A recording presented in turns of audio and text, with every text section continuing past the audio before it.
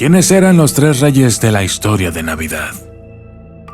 Aunque solo aparecen una vez en la historia del nacimiento de Jesús, los Reyes Magos de Oriente causaron una impresión duradera en la imaginación cristiana.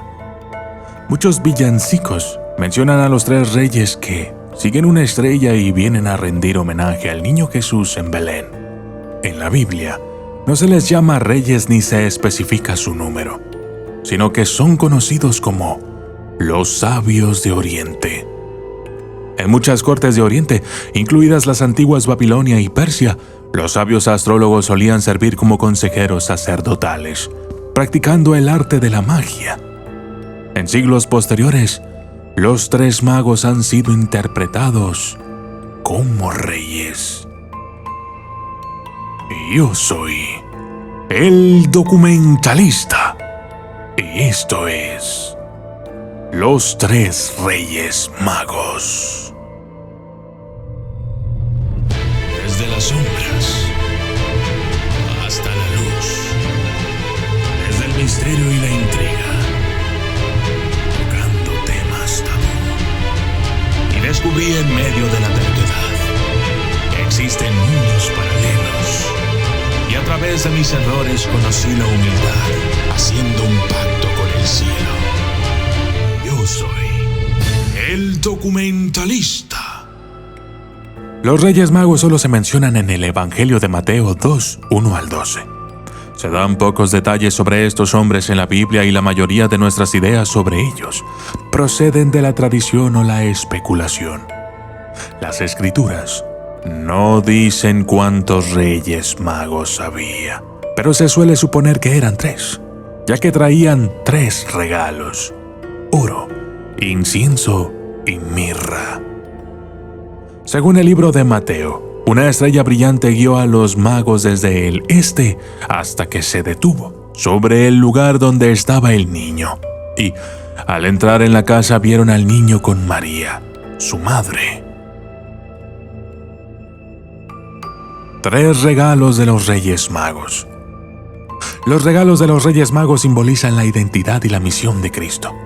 El oro para un rey, el incienso para Dios y la mirra para ungir a los muertos. Irónicamente, el Evangelio de Juan afirma que Nicodemo trajo una mezcla de 75 libras de aloe y mirra para ungir el cuerpo de Jesús después de la crucifixión. Dios honró a los sabios advirtiéndoles en sueños que volvieran a casa por otra ruta y que no informaran al rey Herodes. Algunos estudiosos de la Biblia piensan que José y María vendieron los regalos de los Reyes Magos para pagar su viaje a Egipto y escapar de la persecución de Herodes. Los magos se arrodillaron ante el niño Jesús y le ofrecieron los regalos. Estos son posiblemente una alusión a la visión de Isaías de las naciones que rinden tributo a Jerusalén. Te cubrirá una multitud de camellos que traerán oro e incienso y proclamarán la alabanza del Señor. El rey Herodes había oído rumores del nacimiento de un nuevo rey y buscaba celosamente al bebé. En el libro de Mateo, los magos se detuvieron en el palacio de Herodes en su camino hacia Belén, y el rey les pidió que le hicieran saber dónde estaba ese niño recién nacido, para que él también pudiera ir a rendirle homenaje. Pero los magos fueron advertidos en un sueño de que no volvieran a Herodes, por lo que se marcharon a su país por otro camino, y nunca más se supo de ellos.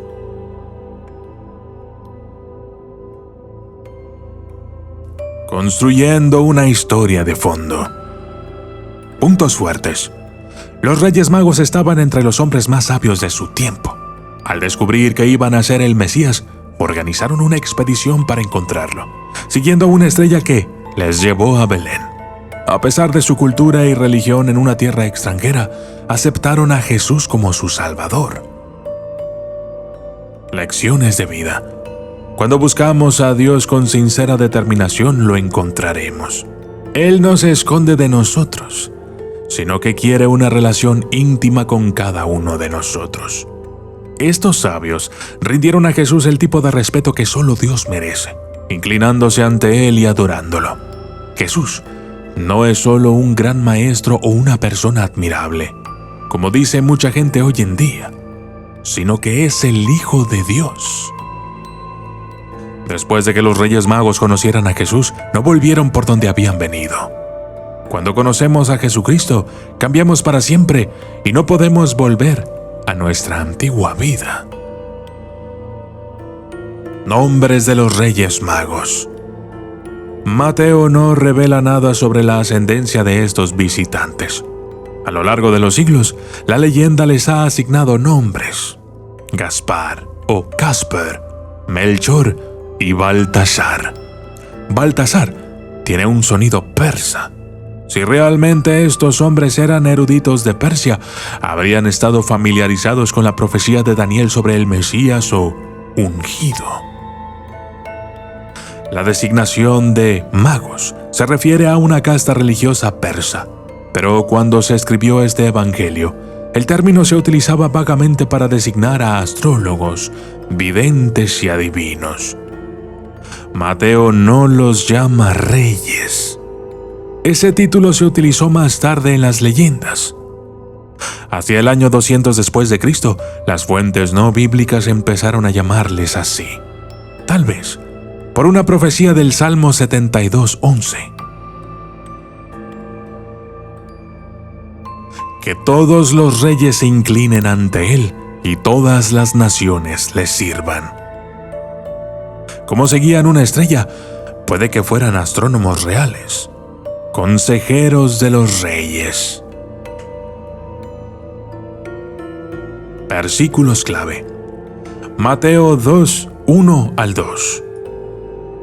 Después de que Jesús naciera en Belén de Judea, en tiempos del rey Herodes, los magos de Oriente llegaron a Jerusalén y preguntaron: ¿Dónde está el que ha nacido rey de los judíos? Hemos visto su estrella en Oriente y hemos venido a adorarle. Las representaciones populares de la Navidad parecen comprimir la historia de la Natividad, haciendo que parezca que los Reyes Magos se presentan en Belén en Navidad.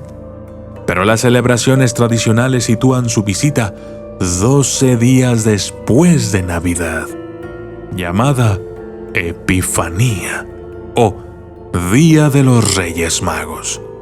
Es la conmemoración oficial de la llegada de los Reyes Magos y es una de las fiestas más antiguas del cristianismo. Los católicos romanos celebran la Epifanía el 6 de enero y los cristianos ortodoxos la celebran el 19 de enero. Y yo soy el documentalista. Y esto fue Los Tres Reyes Magos.